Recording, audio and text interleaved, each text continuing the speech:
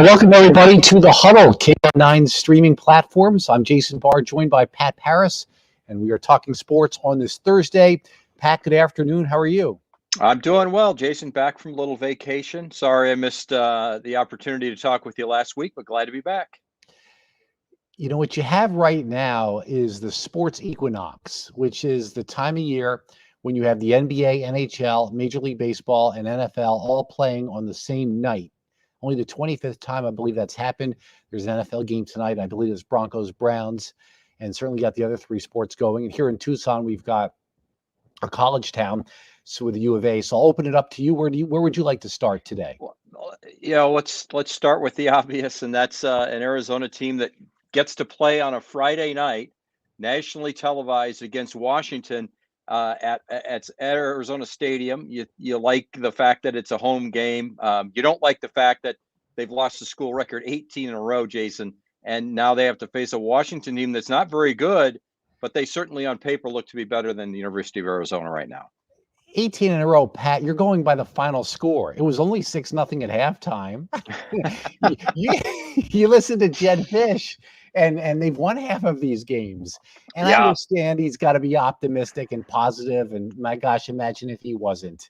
And the only way you're going to turn this around is being positive. Yeah, and I think he says that the players are still positive. With his infectious attitude, I'm sure they are. I'm sure they still believe to a certain extent, but there comes a point where when you keep putting forth the effort and nobody's questioning the minute by minute effort, but you put forth that effort and you don't see the results, it has to wear on a team psychologically, right? That you're seeing the attrition rate go up and that you see the score of the opponent go up and you see your score going down.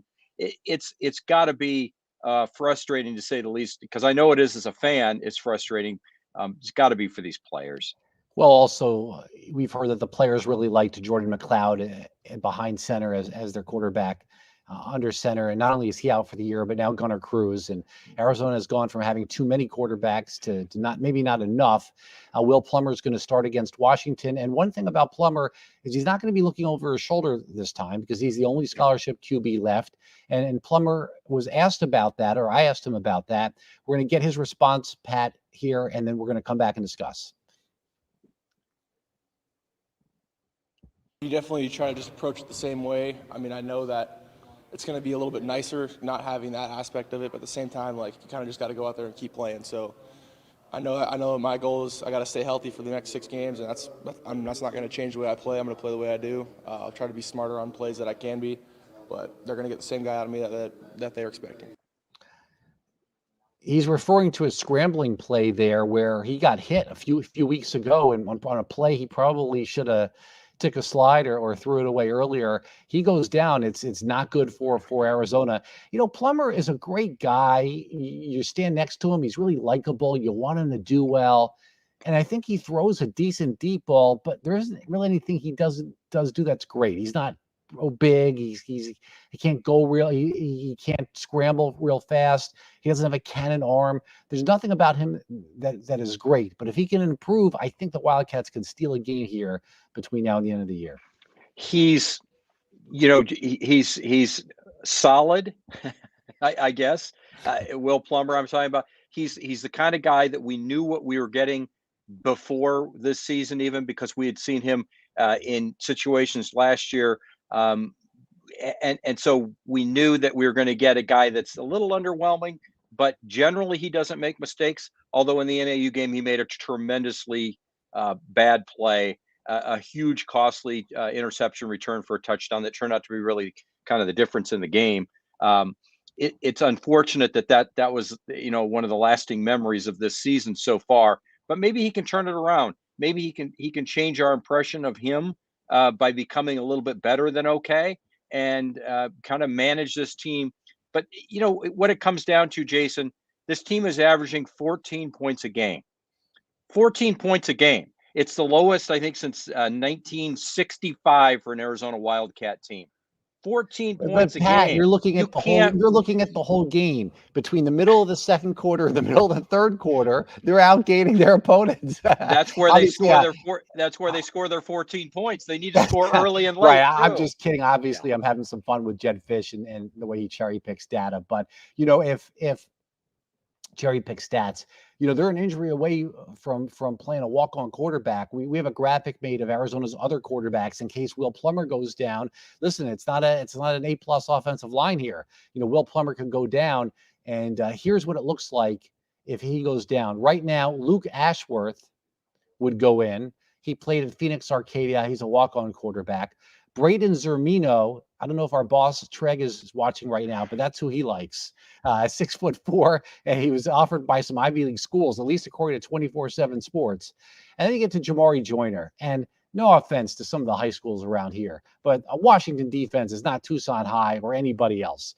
If Jamari Joyner, who has not played quarterback in 3 years, hasn't been in the room, okay, and gets on the field as a quarterback, he's gonna have guys coming at him. Receivers not open. He's not a magician. He's not gonna start making fantastic plays after having not played in 3 years. Yeah, there's a reason why Jamari Joyner moved to wide receiver, and there's a reason why people think that that's the position where he can make the most impact. Zermino's the guy. I guess it was Princeton. He had a scholarship offer. Apparently, he had double-digit offers, but not from Power 5 conference schools, obviously, and he decided to come walk on, be a prime premier walk on at the University of Arizona and have a chance. So he's a little bit intriguing. We'll have to see. Will Plummer's going to be your guy again. Jason, I dive into the stats: 14 points a game. That's tied for 129th in Division I football. Okay, there are 130 teams, so they're tied for last in points per game. They're also 105th out of 130 teams in giving up points of 32, averaging 32 points a game. Those stats are not going to win any games, Jason. Not any games. You're counting None. You're counting the first few minutes of the game. Once they get warmed up, then they're only 87. They should tell them tomorrow night's game starts at 6:30. Then by the time 7:30 rolls around, maybe they'll be able to score on their opening possession. That's what you don't want to see. Like what happened in against San Diego State when they were blown out right from the start. Yeah. As far as losing at Colorado, I know the final score looks ugly, but being serious now, once a game gets away, it gets away. And once it got to 20-0, they weren't going to come back. So listen, you look at the schedule. This is not a great Washington team. Washington State now doesn't have its head coach. There's a way to steal a game. There's a way to win a game somewhere in there. And if they don't, they don't. But yeah. It's a team that Fish is really being really positive about, and he's really, really hopeful. But they just don't have the horses. They just don't. And I'm afraid, Jason, that right now it's going to take a lot more than just the opponent not being very good necessarily with a Washington or a Washington State. I think you've got to cut down on all these penalties. Penalties are killing this team. They've killed them for many of these games they've lost. They got to cut down on penalties. So it's really your own execution. You execute, you're going to score more than 14 points. You don't shoot yourself in the foot. You don't throw interceptions for touchdowns. You've got a chance. Defensively, they've got their issues. But again, what you want to see is them in a close game in the fourth quarter and then put the pedal to the floorboard and go and figure out a way to win a game. What we've seen instead is we've seen them kind of hanging around through the third quarter, late in the third quarter, maybe even at the start of the fourth quarter, but then they just get beat by 2-3 touchdowns. You can't have that happen. They've got to find a way, and they've got to find a way to be competitive for all 4 quarters. Well, and as I talked about yesterday, they're starting to become in danger of being a national embarrassment because, right now, not everybody knows that they've got an 18-game losing streak. They're out here on the West Coast playing games at 10 o'clock Eastern. But as this streak kind of increases a little bit, and, they had to slip up with the walk-on tryouts. The New York Times picked up on it. When you were away last week, the New York Times did an article on them and the walk-on tryouts. And as this losing streak starts to get into the 20s, it's going to be more nationally known, and then they're going to start to become the Northwestern of the West Coast when it comes to football, and that's what you don't want. So yeah, well, let's just hope they can find a way. You say steal a win. I just say put together the kind of performance that gives you an opportunity to win a game, and we haven't seen that yet. Even in NAU, they never put together a performance that would get them a win, and that's why they lost. So. Yeah, we got to see this completely turn around. By the way, we invite everybody's questions or comments if they've got any as we stream this on Facebook and our other platforms. All right, where to next? We can talk Cardinals 6-0 total, 183. Let's talk Arizona Cardinals. Why don't we keep the football theme going? I think they are the story of the NFL right now, right? Sure. I think they are. Everybody's looking at them as the number. You see everybody from ESPN to CBS Sportsline, ranking their power rankings.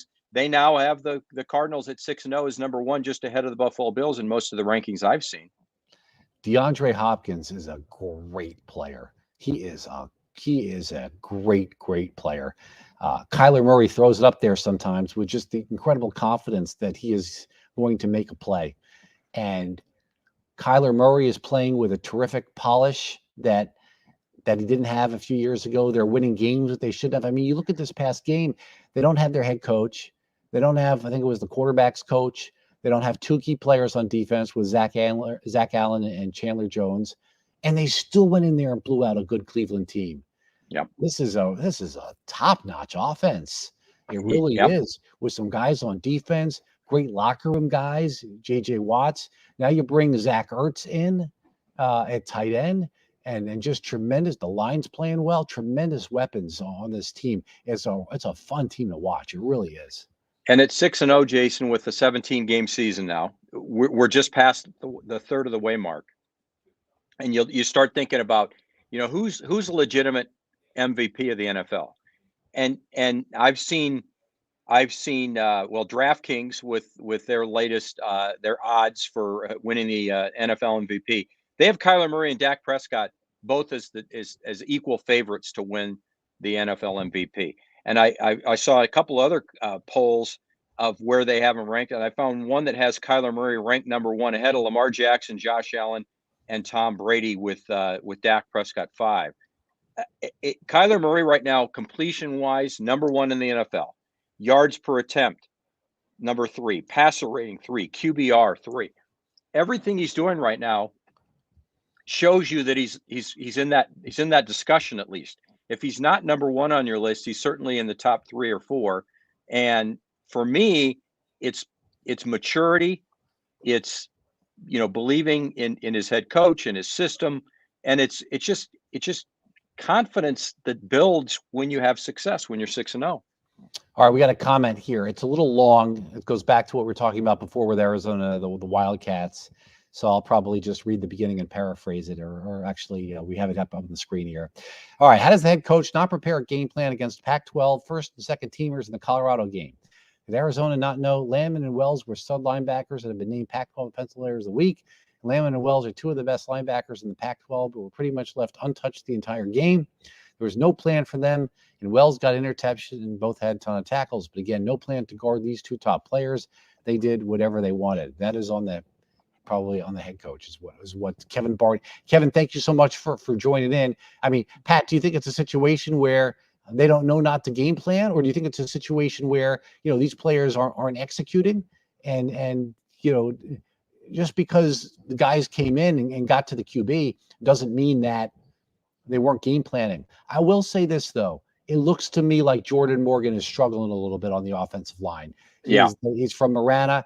He's getting moved around a little bit, moved on defense. So, Kevin, I'm not sure how much of it is the head coach not preparing a game plan or the passing game. I think they've got a game plan, but doing that and stopping some players is two different things. Yeah, and I've questioned their game plans from time to time, but I'll say this: that they look at film, they knew who they had to game plan for. They knew who they had to defense for. The problem is, when you've got an offensive line that, and our friends over at the Daily Star, with their mid-season rankings of letter grades, they didn't give the offensive line a very good grade, and that's a line that came in with more experience than almost any other unit really on that football team, and they've not done well. And I think they have to see that as well. They need to play better. They need to execute better, Jason, as we talked about. That's my key word this week: execute. You've got a game plan, and even if Colorado makes adjustments that makes you have to make adjustments, and that's what football is making adjustments. You still have to execute those adjustments, or you still have to block your man, and they're having a tough time right now, and that has to do with, maybe physicality. Their physical abilities aren't where they need to be, but you can make up with that sometimes with knowledge and with a game plan and executing that game plan. And I just see them struggling all the way around in all the facets right now.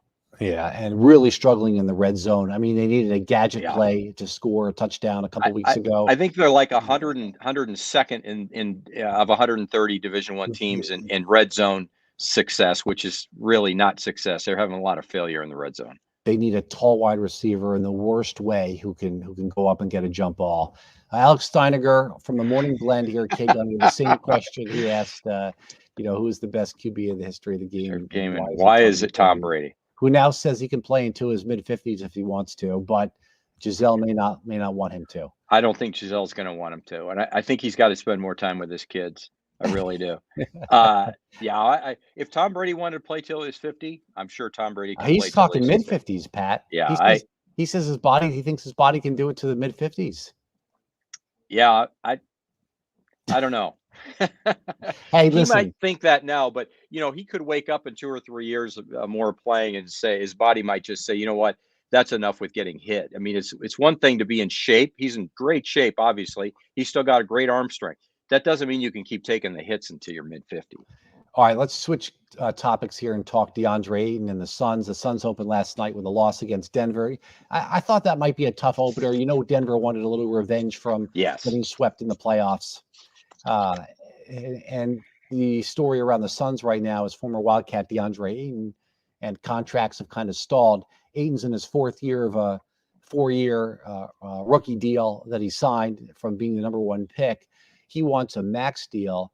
And at first I thought the Suns didn't want to give him max money, but now we're reading that the situation is that it's on years, and the Suns want to give him 4 and he wants 5 years. Now, if that's the hang up, well, then that's silly, because you're talking about a 23-year-old guy.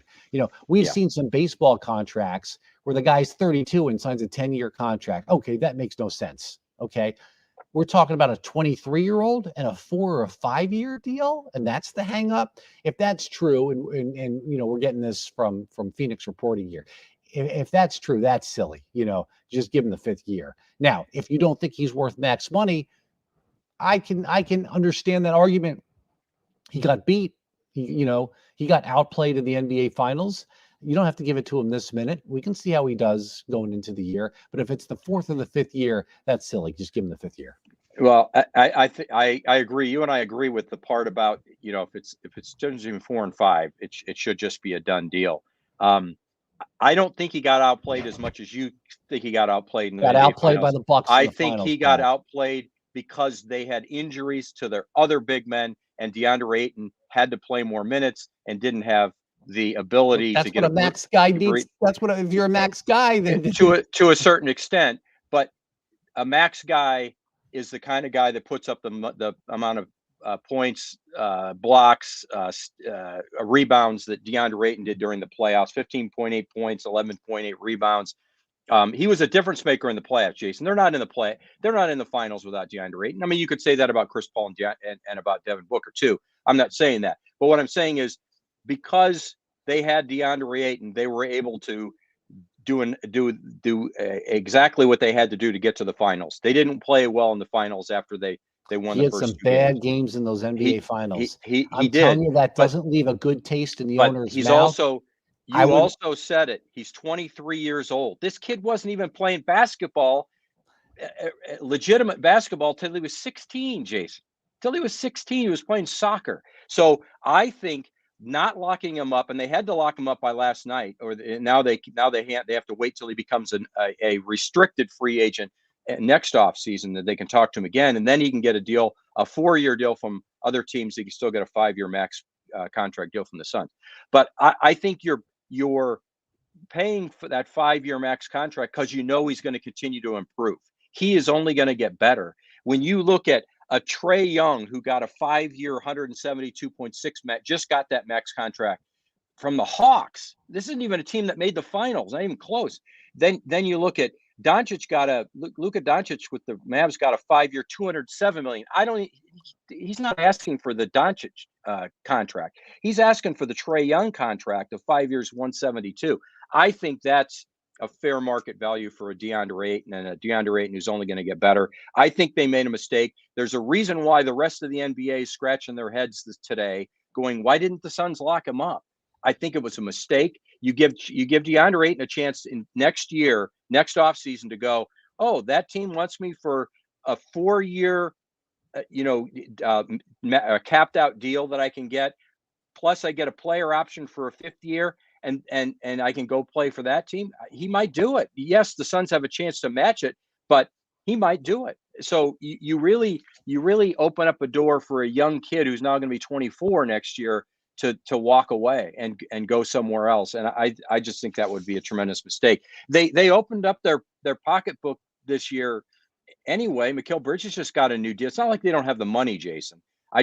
For whatever reason, they didn't pull this deal, and Robert Sarver is the only one at this point that knows exactly why. You do want to keep a core young team together, and it's him and Devin Booker. And, exactly. Eventually, Chris Paul's not going to be able to play forever, but I do think he's got a couple more good years left. I'm fine with that argument. I really am. If this was over a year, that's absurd. So no, I agree with that. It'd be that's something that can come back and haunt the team for a long time. Yeah, let's talk just about this season for the Suns though too. I'm a bit concerned about a team that went and made that playoff run and kind of came up short, and there might be a little bit of a hangover here in the early part of the season, but that's okay. They don't have to end up with the best record or the second best record in the NBA, or the best record out west like they did last year. They just got to make get one of those top 4 seeds and just be a solid team. But we'll see. Maybe I'm wrong. Maybe there won't be a hangover. Last night, you're right. It's just one game that Denver wanted way more than the Suns wanted right out of the gate. But we'll see. I'm just keeping an eye on them to make sure that there isn't some kind of a little bit of a hangover, a little bit of a wow, where did the offseason go? Because there was not much of an offseason, as you and I well know. Yeah, no, there wasn't. Yeah, with the Suns in 4 thing and the whole sweep of the playoffs, you knew Denver was going to come in and not be happy to see that Western Conference banner. So yeah, no, that's just one game. The Suns had their top 7 rotation players back from last year. I think 11 players total on the roster. So they're not going to go from the second team, best team in the we're the second best record in the league. If I'm not second mistaken. Best record in the league, best record in the West. I thought. Yeah, they're not going to go from that to a number 8 seed. So we're not going to worry about one game. So but yeah, so we'll wrap up on what we started. Where this is the sports equinox with the very exciting time of year. It is though, right? Just as a sports fan, it's a great. This week, next week, it's all going to be, really culminating at the World Series coming up fairly soon too. It's going to be a great time. Well, even more pronounced here, as I talked about last week, because we've got the football basketball overlap with the 2 basketball teams, and even Tucson Roadrunners starting up, and then we don't even have affiliated minor league baseball in the summer. So it's really between now and Thanksgiving is you got a lot going on, and then once the Territorial Cup game ends, Arizona football drops off, and you concentrate a little bit more on basketball. So yeah, that's what's going on here.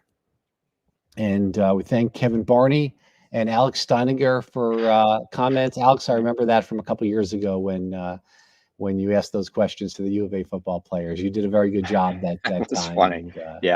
And so, all right, Pat, if you don't have any final thoughts. No, just, bear down, go Cats tomorrow night. Of course, I'll be there. I'll be rooting on. It just,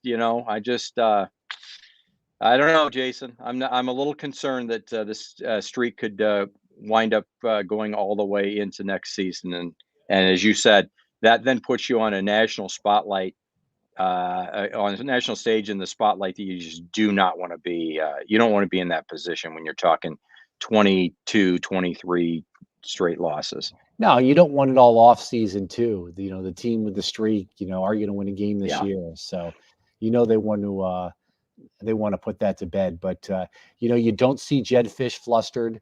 Once after a game, you could tell he was a little disappointed. But he doesn't look flustered, and he's all positive, and same with the other assistant coaches, and they're all going to feed off that. So. It's not like it's a spiraling situation. Sometimes it just takes one win too to, kind of stop the floodgates. So, all right. Friday night here at KGUN, I'll have live shots at 5 and 6 from Arizona Stadium, and we'll talk more about the game against Washington. Yep. That's like tomorrow. And until then, for Pat Parris, I'm Jason Barr. Thanks everybody for watching the Huddle here on the KGUN 9 streaming platforms.